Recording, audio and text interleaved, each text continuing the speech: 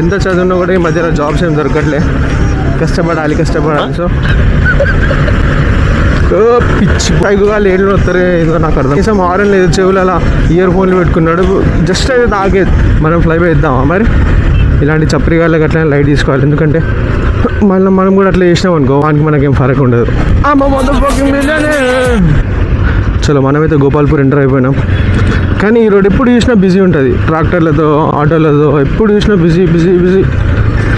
So ఈ లేలా మనకు దొరకని షాప్ అంటూ ఏది ఉండదు. జిరాక్స్ షాప్ అయినా, ఇగో బిర్యానీ టేక్ అవే కూడా ఉన్నది. సాయి కిరణ్ చెప్పురా, వచ్చేసినారా మీ ఇంటికానే అన్న?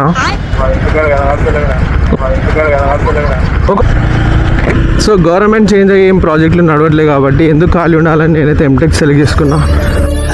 సర్లే ఎన్నెన్నో అనుకుంటాం, అన్ని జరుగుతాయి.